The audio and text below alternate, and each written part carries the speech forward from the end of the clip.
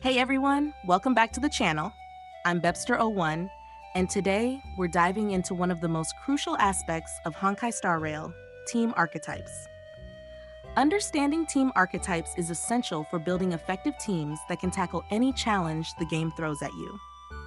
Whether you're just starting out or are a seasoned player looking to optimize your team compositions, this video will give you a comprehensive overview of the main team archetypes currently available in the game. We'll break down each archetype, discussing their strengths, weaknesses, and the characters that fit into them. By the end of this video, you'll have a solid grasp on how to build and fine-tune your teams to maximize their potential. So let's dive right into it. The first archetype we'll discuss is the crit archetype, which is a staple in many RPGs, including Honkai Star Rail. This archetype is all about dealing massive amounts of damage through critical hits. If you've ever played a game where your main damage dealer can take down an enemy in 1 or 2 hits, then you've experienced the power of the crit archetype. In a crit team, the focus is on building one main damage dealer, who is supported by characters that either buff their offensive stats or debuff the enemies to make them more vulnerable. The goal here is to stack as many critical stats as possible: critical rate, critical damage, attack. Anything that can help your damage dealer land those big hits. For example, if you're running a team with Dan Hangael as your main DPS, you'll want to pair him with supports like Bronya or Sparkle, who can boost his crit stats even further. The synergy between these characters ensures that your main DPS can deliver those devastating blows consistently. One of the biggest advantages of the crit archetype is its flexibility. There are numerous characters that can fit into this archetype, making it one of the most versatile team compositions in the game. Additionally, because the bulk of the damage is concentrated on one character, you only need to heavily invest in that one character's gear and stats, which can be a relief for players who might not have the resources to gear up an entire team. However, this strength is also its biggest weakness. If your main DPS gets knocked out or crowd controlled, your team's damage output plummets. This reliance on a single character means that your success is heavily tied to that character's performance. Moreover, the crit archetype requires significant investment into relics and gear to reach those high critical stats, which can be a barrier for newer players. Characters that excel in the crit archetype include Acheron, Dan Hangael, Jinglu, and Seal, who serve as the primary DPS. Support characters like Bronya and Sparkle are essential for boosting their damage, making the crit archetype one of the most consistent and reliable choices for players. Next up, we have the break archetype, which focuses on shattering the enemy's toughness bar as quickly and as often as possible. The toughness bar is a crucial mechanic in Honkai Star Rail, and teams that specialize in breaking it can inflict massive amounts of damage through break effects. This archetype revolves around characters who either deal high toughness damage or enhance the toughness damage of their teammates. A typical break team will focus on stacking break effect and speed. Break effect is the stat that directly influences the damage done when the enemy's toughness bar is broken, so you want as much of it as possible. Speed, on the other hand, allows your characters to act more frequently, increasing the number of attacks and opportunities to break the enemy's toughness. Characters like Firefly and Boothill are prime examples of DPS units that excel in this archetype, while support characters like Ruanmei and the imaginary Trailblazer enhance the team's break potential. The main advantage of the break archetype is its crowd control capabilities. Breaking an enemy's toughness bar not only deals damage, but also delays their actions, giving your team more time to attack or set up for the next break. This makes break teams particularly effective against enemies with high toughness bars or those that rely on rapid actions. However, this archetype has its drawbacks. If you can't break the enemy's toughness, either because you lack the right elemental weaknesses or the enemy has mechanics that prevent breaks, your team's damage output suffers significantly. Additionally, you need to pay close attention to which character is breaking the toughness bar, as this affects the amount of break damage dealt. Break archetype characters include Firefly, Boothill, and Luca as main DPS options, with Ruanmei and the Imaginary Trailblazer providing crucial buffs. Gallagher and the upcoming Lingsha are both break sustains, providing the team with heals while enhancing their break capabilities. The break archetype is relatively easy to gear, making it accessible for players at all levels, and its crowd control potential can be game-changing in the right situations.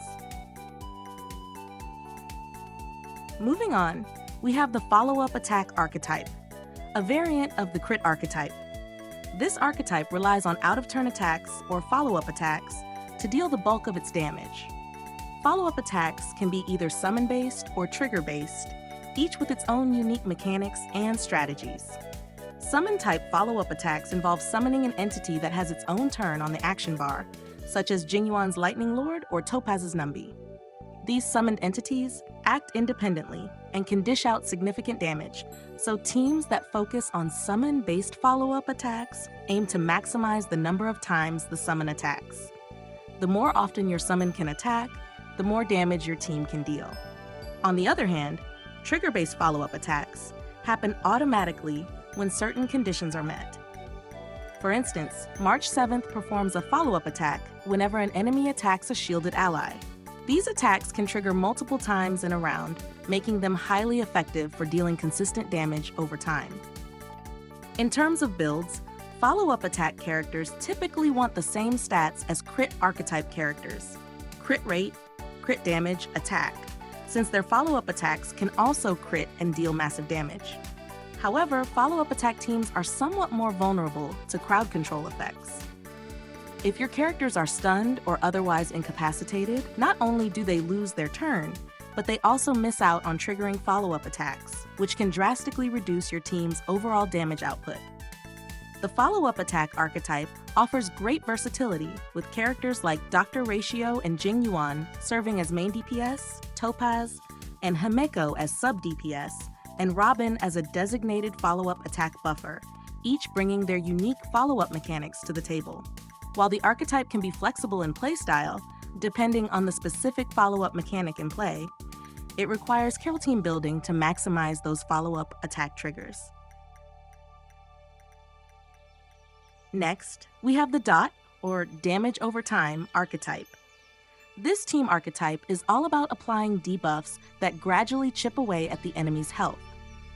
Unlike the crit archetype, which focuses on big burst damage, or the break archetype, which relies on breaking the toughness bar, the DOT archetype aims to wear down enemies with persistent damage over time. DOT teams typically consist of characters who can inflict various DOT effects through their skills. These effects can stack, and the more stacks you apply, the more damage the enemy takes each turn. For example, Kafka is a prime character in this archetype, capable of triggering and enhancing DOT effects, turning them into deadly damage sources. Other characters like Black Swan, Sampo, and Gwynethan also excel in this role, contributing to the team's overall DOT potential. When building a DOT team, the key stats to focus on are attack, speed, and effect hit rate. Attack boosts the strength of your DOT effects. Speed allows your characters to act more frequently and apply more DOT stacks, and effect hit rate ensures that your debuffs stick to the enemies.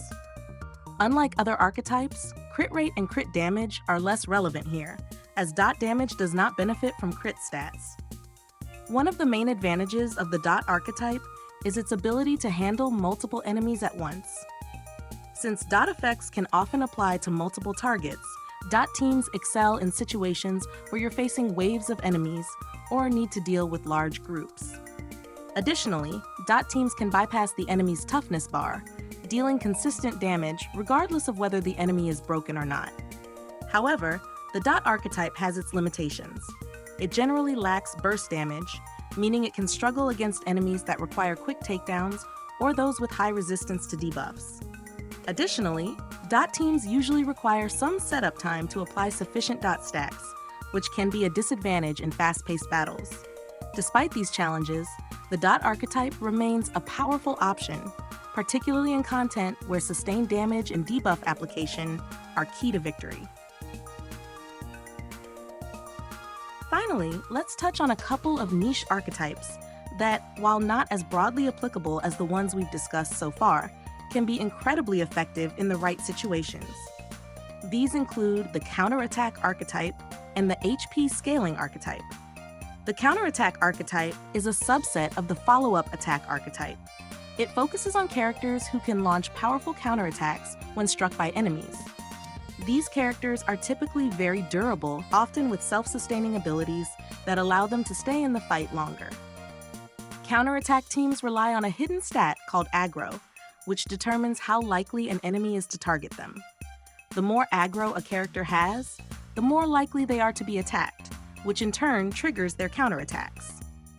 Characters like Yunli and Clara are prime examples of this archetype. Their builds are similar to those of crit archetype characters, focusing on attack, crit rate, and crit damage, as these stats will boost the power of their counterattacks. However, unlike other archetypes, speed is not as crucial here, since their damage output comes from being attacked rather than attacking first. The main advantage of the counterattack archetype is its simplicity and durability. These characters can dish out significant damage while also absorbing hits, making them excellent choices for players who prefer a more straightforward playstyle.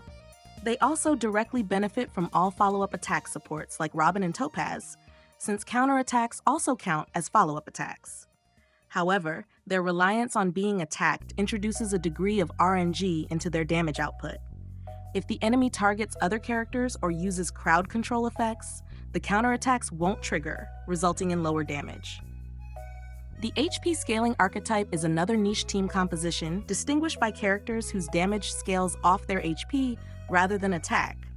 Currently, Blade is the only character that fits into this archetype. His damage output increases with his HP, so the goal is to stack as much HP as possible while also building crit rate and crit damage to maximize his overall damage potential. The HP Scaling archetype has the advantage of durability, as these characters are naturally tanky due to their high HP. This makes them very forgiving to play, as they can take more hits while still dealing significant damage.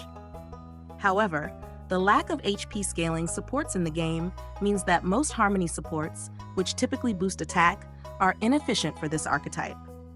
As a result, HP scaling teams can feel weak in the current meta, and they are limited by the fact that there's only one character who fits this archetype. And there you have it, folks. That's a comprehensive breakdown of the current team archetypes in Honkai Star Rail. Each archetype offers a unique playstyle and strategic depth, from the high-damage crit archetype to the crowd-controlling break archetype, the versatile follow-up attack archetype, the persistent damage of the dot archetype, and the niche but powerful counterattack archetype. We also can't forget about Blade, the sole representative for the HP Scaling archetype. Understanding these archetypes and how to build teams around them is key to mastering the game's combat system.